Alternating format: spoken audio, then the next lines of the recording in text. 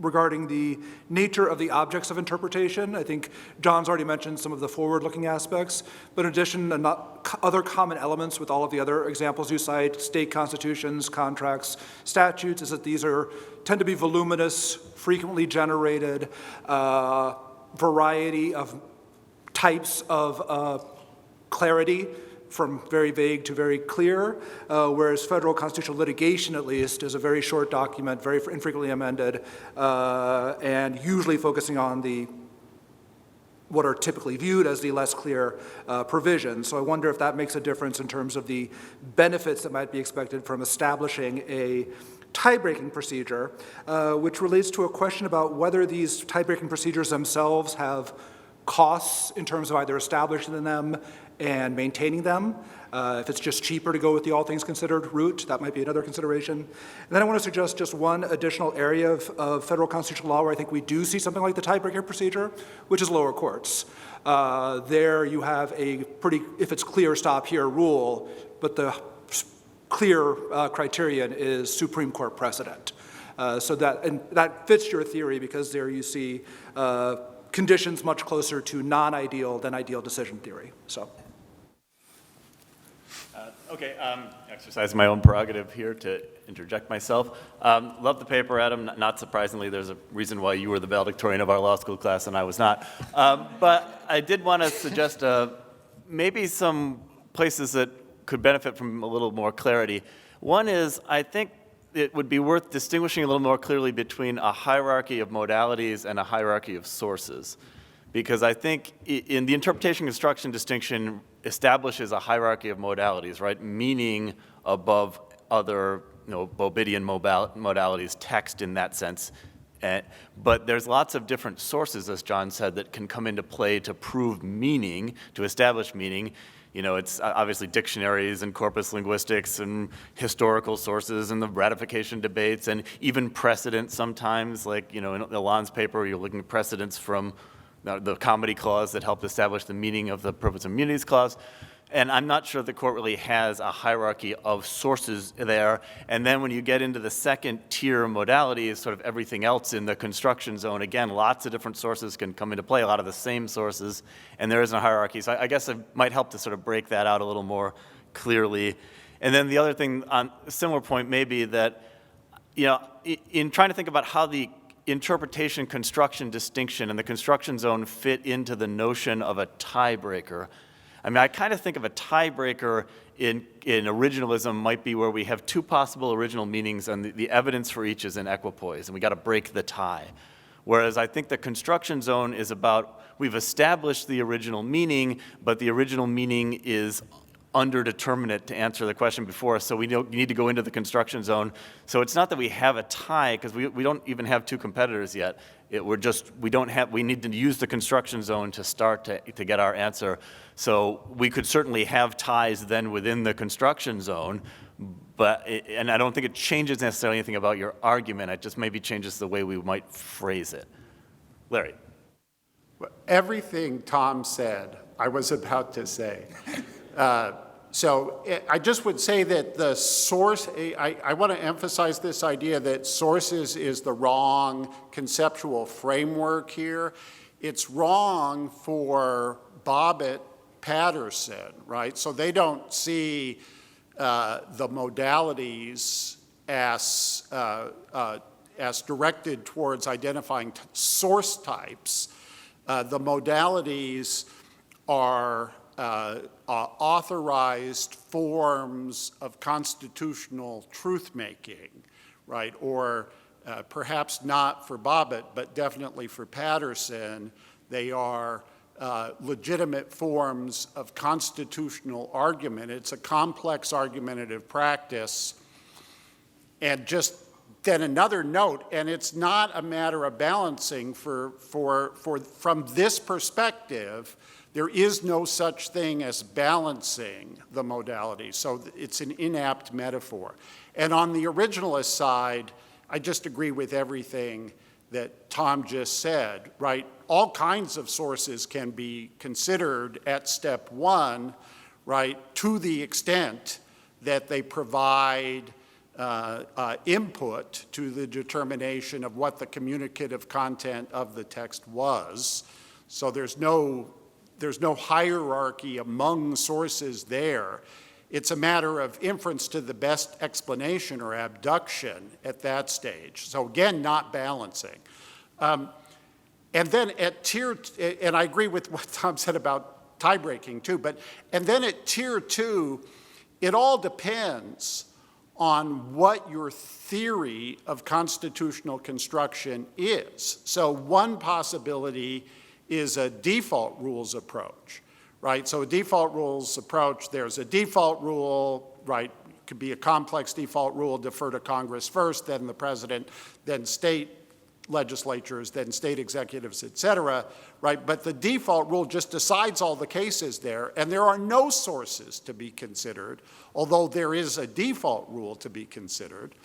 And then, the Bernick-Barnett approach, right, which seeks to identify the function of the provision and then licenses good faith construction that achieves that position, right? That's another approach. You could have an approach that looked to precedent. There are many possible approaches, but only some approaches are now going to consider a range of arguments in tier 2, right? So Jack Balkin fits your model because Jack Balkin says that we use the Bobettian modalities in the construction zone, but most other theories of constitutional construction don't do that.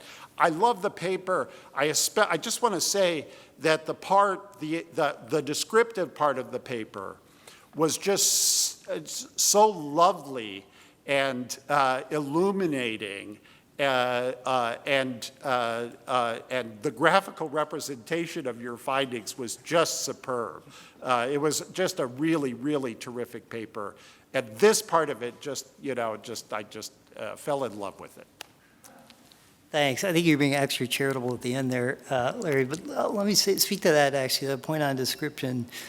Over the years, for some number of years in academia, really excellent description got itself demoted and devalued as something, usually the word before it would be just descriptive or merely descriptive. But if description means accurately understanding and rendering best we can the way the world actually is and works, seems to me that's of the highest value for academics to try to achieve. And even at a surface level, like this kind of research is, we can learn quite a bit from that. Okay, I can certainly clarify a number of the terms. I want to use the word source capaciously, and so I wouldn't have to have a bunch of words to describe and harness a number of different approaches that could still have these hierarchies built into them. And what you've also helped foreground, Larry, are other ways in which sources of information or analytic tools or modalities can be related to each other than by assigning them weights. And I wouldn't say balance, but a sum total aggregate along a single unit of measure. Yeah, there are other ways of relating the sources that aren't spotlighted or even identified in the draft. So thanks, I appreciate that. On a few of the other points here, on volume, that's really interesting. I wanted to mention in response to John's comments as well, that lower courts are special. They're not getting enough attention. They're starting to get more attention now. But the way they process material is just way different from the courts that we tend to focus on in law school, and that elite law firms are geared up and governments are geared up to deal with. So for lower courts, in practice, they're probably more like exclusive mix. I'm not sure, you might be right, Ryan, that it's not actually they've got a hierarchy going on. For a number of cases, I think it's more like they just consider a couple of ideas, and they just feel so swamped that they're not capable of doing much more, although federal constitutional law often will get the attention of the judge or the law clerks in a way that they'll say, oh, let's have a 5-day trial over this. So I don't want to overstate it, but I like the idea, though, that it could be in lower courts especially, that tier one is judicial precedent, and if they got a doctrine that it seems like will plausibly guide them sort of toward one answer or another, they'll pretty much do that and not go much beyond it. And then going back to the source idea, so yeah, absolutely right, as Tom was saying too, that within eligible originalist sources, there doesn't seem to be an obvious hierarchy. So I'm not suggesting that that might appear in later years. I think more likely it would be something like, rather than precedent tier one, maybe that would stick for lower courts, precedent tier two, and then tier one would be some range of eligible originalist sources. And then I think in confirmation hearings, you would have more consistent and probably explicit responses that, yeah, up here is the capital C Constitution, the document itself, and I'm not talking about case law, and case law has to fit within the arguments and sources up in that top tier. And if at any point in time the U.S. Supreme Court figures out that those top-tier sources are inconsistent with precedent, then precedent goes away, and we don't have some special stare decisis test beyond that. But actually, we don't have that arrangement right now. That's not what happens in confirmation proceedings. It turns out they don't consistently say anything about the relationship of judicial precedent with the rest of constitutional law. I think that's a conventional way of understanding the situation. What a fascinating paper. I think footnote 32 could be a book. In fact, I think I wrote a book about footnote 32. And I think there's a serious catch-22 in footnote 32, which suggests that emotional arguments and policy arguments are part of the anti-canon. And in one sense, that's true, and in one sense, it's demonstrably false. And the reason why it's demonstrably, just two quick examples. So Justice Barrett, the paragon of originalism, talks about changes in adoption policy as relevant to the question of abortion generally and reversing Roe specifically. Justice Roberts in the gun case made all kinds of policy arguments about upstate New York and what we do with barren streets versus populated streets versus more populated cities and so on. I don't want to say this too harshly, and I know if I utter his name I'll get booed, but you know, Posner's view on this, which I think, based on my 35 years of working with lower federal court judges, is really accurate. They get an impression of how they want to rule and see if they can. And when you want to get them to rule the way you want them to as a litigator, you're not going to label in the brief emotional arguments. You're not going to label in the brief even policy arguments. But there's a reason we tell our students to give judges a reason why they should rule for you, and then give them the law to do so.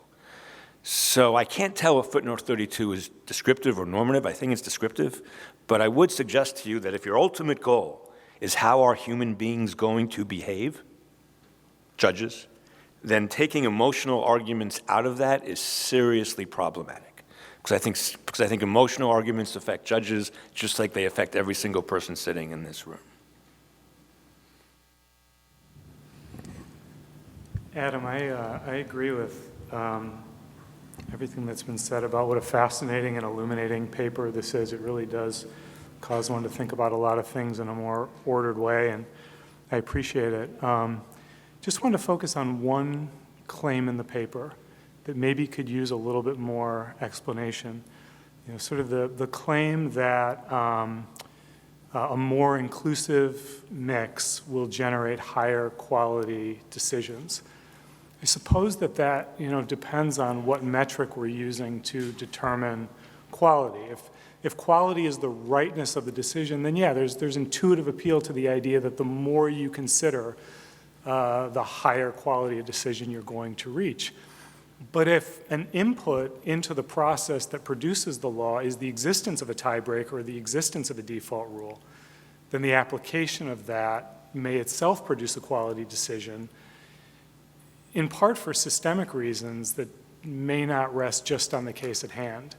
You could say this is a high quality decision because the process used to reach the decision is going to generate incentives or precedents for future courts in decision making, and as a whole that doctrine overall is going to be a higher quality, or is going to create incentives for the political process that's going to generate higher quality law overall. So I just wonder if this idea that considering more sources leads to higher quality decisions just doesn't require a little bit more explanation. All right, I want to echo everyone's comments. This is a wonderful paper and a terrific idea. I think it follows very nicely from your past work on sources and how looking at more sources can be more clarifying. The question I have is an institutional one. If we're looking for a hierarchy of sources, who's going to do it, and who's going to impose it on others if it can be imposed on others?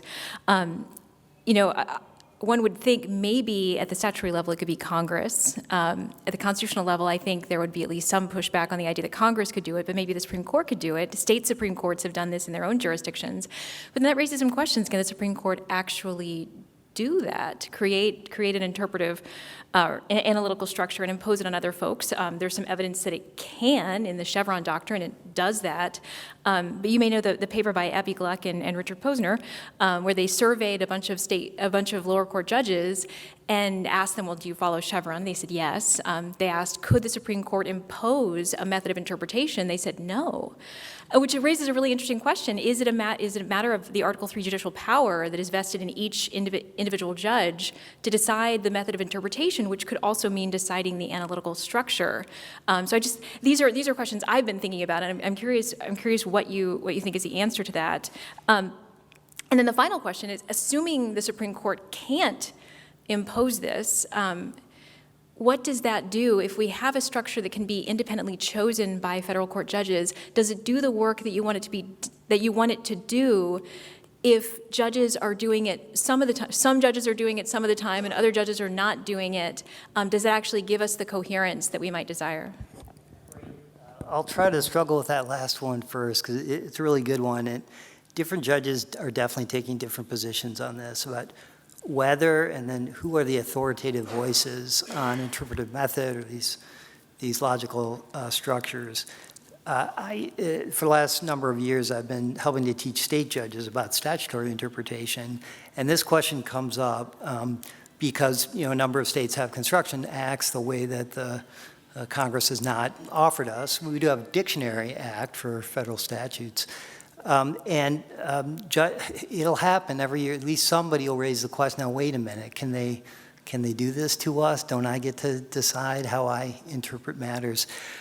So I think it really is, for state constitutional law, it's got to depend on those state constitutional systems about which, I know some about some of them, but not enough about lots of them. My initial reaction is, they can set wide-ranging precedents, and this could be thought of as just another kind of wide-ranging precedent. Chevron's a pretty wide-ranging precedent.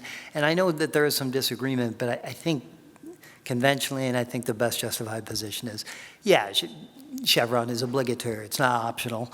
On the other hand, it'll probably be overruled in the next few years, so we won't have to worry about that part. The other point to note here is that within, just sticking to the statutory side, on the federal statutory side, there have been accommodations made explicitly for judges who have relatively extreme positions, say, on legislative history.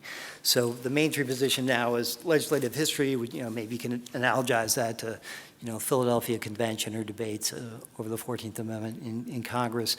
That, you only use if these other sources are unclear, but that's only for those who are willing to use legislative history at all. So there obviously is some sensitivity to this problem. That is, there are some judges, I think, that other judges don't believe they can dragoon into their preferred interpretive method. So then, even if there might be some willingness to accept a centralized decision about method, there's enough disagreement there that we might not really get coherence and stability over time. And then that affects the incentives arguments, like, okay, well, shouldn't we take into account what's going to happen in the future? Because if the courts can't hold to one of these positions and make it fairly clear, it's just not very likely to have huge effects on anybody, state constitutional law, federal statutes, or whatnot. And then at the lower court level, when we go down to that, the big part of the pyramid, well, if they don't really feel bound by these methods and structures articulated higher up, then we're taking random draws, and then the way you think about it again is hard to get a consolidated position that would really likely influence people going forward. Some randomness then in outcomes at the lower level, stuff that doesn't get all the way up to an apex court. And at the same time, for sophisticated actors, they can sort of take a big picture, what's the mixture of judicial views and kind of put that all together. For those who don't have a ton of resources, access to legal counsel that's sophisticated in that ways, it's going to feel more random. And that can create a legitimacy problem here for courts. So thanks. My sense on the statutory side and the constitutional side, I think that's okay for a court to make a decision for that court system about interpretive method. I think that's all right. I certainly think it's okay on the statutory side for a legislature, again, bracketing questions with particular state systems. I certainly think it's okay for them to have dictionary acts, and if they can have dictionary acts, I think it's probably okay for them to have construction acts. And then on the constitutional side, it is a bit different, and judges want to maintain their domain there. So definitely some intense disagreement, and that's going to restrict the ability to consolidate behind one method or structure. Okay, so let me go to note 32. I do remember now what was in that note. It's descriptive, and it's connected to a paper that I wrote with Dave Posen on anti-modalities. And that's meant to be descriptive. The anti-modalities, just like the modalities, aren't totally stable over time, but I think generally so. And it's meant to be a statement about what's conventional and officially accepted. That's different from what actually influences human decision makers. And part of the effort of the paper is to identify ways in which conventional understandings of what counts as emotion or policy can be reformatted to try to get within the modalities. Now, if you take Bobbitt's view of modalities, it's a little bit easier maybe than some other people's lists. But there are various ways to make emotional arguments without making them formally arguments about the truth of a proposition of constitutional law. And so you can see that in opinions all the time. So, poor Joshua is probably maybe the hardest one to defend. That's why it's a good one to take a look at. There's still a question. Was Blackmun asserting that was a basis for his conclusion about what federal constitutional law is? Or was it more like setting up a sympathetic atmosphere for readers to accept the legal arguments that he wanted to make? So even in that instance, we might view it in more than one way, which helps reinforce the sense that, no, you can't have part 3 in your brief, emotional appeal. There are other ways to make emotional appeals, and there are a set of conventions for doing that. And the modalities don't cover the entire range of forensics or anything like that. John, yes. One thing I would say about Eric's question, I do think that conventions, though, even if they allow for some emotion, they limit the amount of emotions than if we explicitly discussed policy. And I think that's a very important aspect of conventions.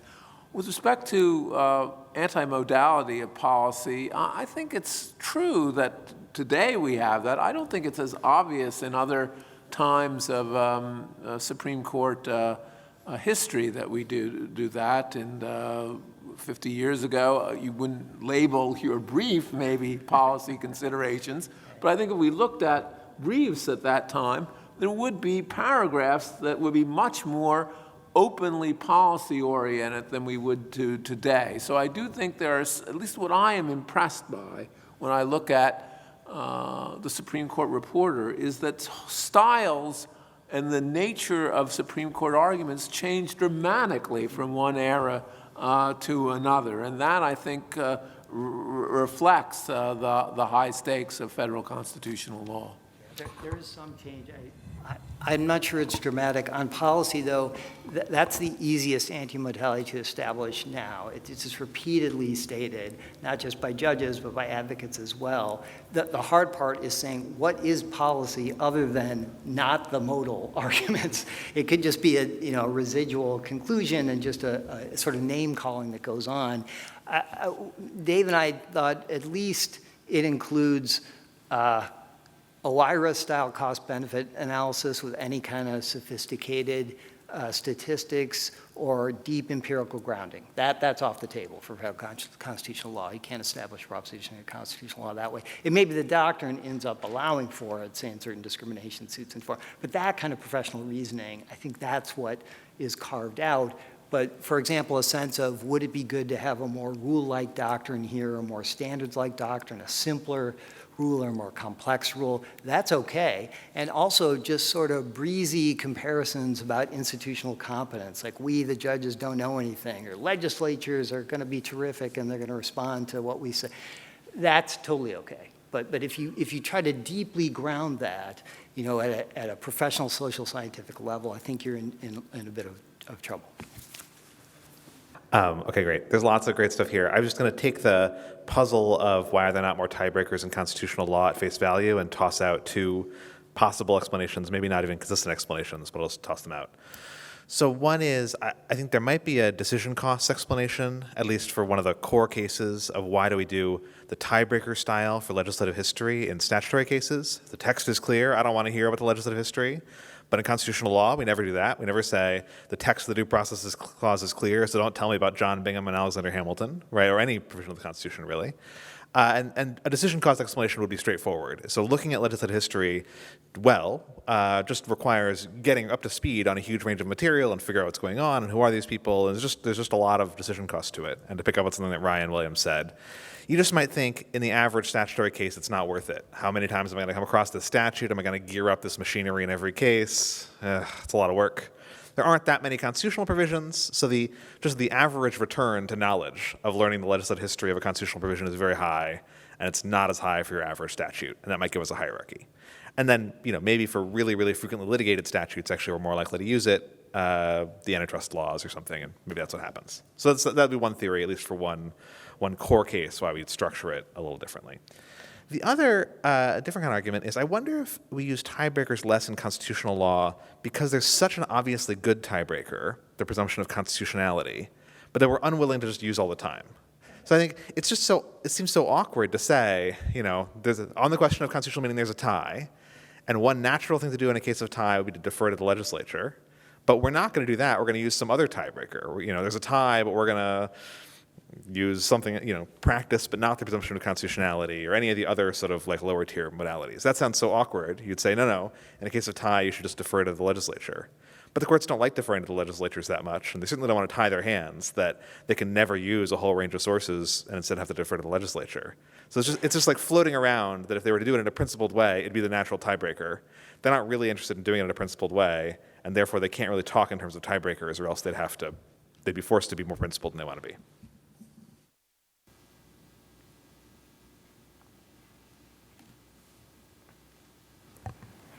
I wanted to ask about, great paper, by the way. I wanted to start by saying that. It was really, I hadn't thought about these things this way before, and it is very good. I wanted to ask about a possibly additional structure, analytical structure, but I'm not sure whether it would be an additional one or whether it's subsumed within your categories.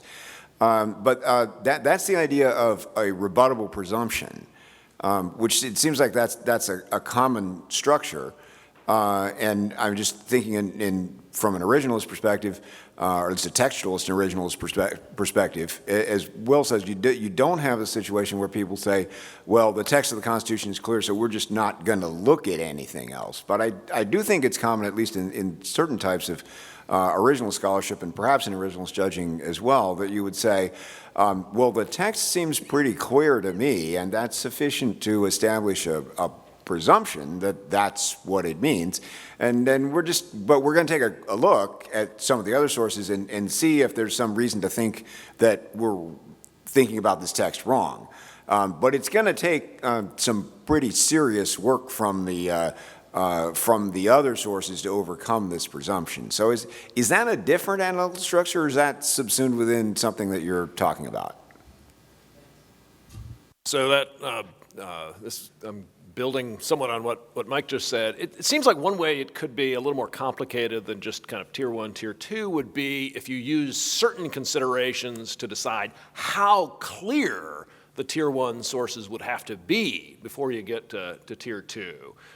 So with like precedent, Justice Breyer in the Dobbs oral argument says, this is really, really, really important. You've got to be damn sure before you're going to overrule precedent. Stevens and McDonald says, original meaning isn't clear enough to dislodge 137 years of precedent. Then Professor Barrett said, the need to take account of reliance interests forces a justice to think carefully about whether she is sure enough about her rationale for overruling to pay the cost of upsetting institutional investment in the prior approach. All of these are going to be a little more complicated. They're also all ways in which policy considerations are pretty openly considered as a question of how clear it would have to be. I guess I just want to, again, push the idea that, judges shouldn't be embarrassed about the idea about taking an approach like U.S. v. Fisher, where, if the result would be crazy or really bad, Texas has got to be really pretty clear to convince somebody that the result is that bad. Madison and the bank debate, if the meaning is clear, of course you go with it, but if it's unclear, you try it by the consequences. No, I mean, that's just how people behave, and it's how they should behave, I think. Thanks. Okay, I'll take up those last two together because they are potentially subsumed already within the mixtures. I want to be a little more specific about how to operationalize these ideas, but if they amount to a consideration that's taken together with other considerations, but that metaphorically otherwise puts a lot of weight on one conclusion rather than another, you're still mixing them all up. And that makes it different from a tie-breaking decision structure, which requires the bracketing of a consideration and then adding it only on condition that the other sources are not clear, or they end up in equipoise. Now, John earlier raised the possibility that maybe there just isn't going to be a lot of equipoise, at least not exact, even weights. And that might be true, although less true in litigated cases, and probably less true in high-stakes cases going up to the U.S. Supreme Court and so forth. Okay, so if it's just a way of requiring extra weight for other sources in the same mix, it's subsumed within actually the inclusive mix and the exclusive mix. When you have a tie-breaking situation or a hierarchical ordering of the sources, you don't use one or more sources in that top tier. And on certain assumptions, which I guess John broadly shares, that will actually increase the chance of a tie, so to speak, by holding aside one of those sources. But then by reintroducing it only when everything else basically cancels out, you end up again on some assumptions with greater decisiveness. It also creates a cognitive challenge, which is actually mentally bracketing those lower tier considerations when you're working with the top tier considerations. And these other architectures don't have that challenge. So there's a bit of an extra complexity along one dimension, which adds a cognitive challenge, which relates to the question of how do people actually process these arguments or considerations in the real world. All right, now, Will, thank you so much. All you, by the way, you don't have to say good paper as a matter of convention to begin. I started out in Chicago. They don't say good paper, do they? They don't at the beginning. No, it's a waste of time. I know it's pretty good. I know it's going to be better. You don't have to tell me that. You have to be polite. You don't want to hurt my feelings. In any event, so Will, on these two potential explanations, here's why I like them and want to think about more. I think might not only be good for thinking about federal courts, but there's possibility of distinguishing state court systems in just this way. So you're likely to get more repeat play per word in a constitution at the state, let's see. Okay, they get amended more. Yeah, so they get amended more and there are more words. And so probably less value in digging all the way down to every piece of relevant information, whereas federal constitutional law, fewer range of items, so not, how old does the president have to be and so forth, but drill down to a few clauses. And like you said, once you do it a couple of times, yeah, I know you all are going to disagree about what the meaning of the history is and so forth, but we'll try to optimize, we'll get better, like learn more over time. And that should be really lots of extra value. Cass Sunstein used to say, we are the ancients.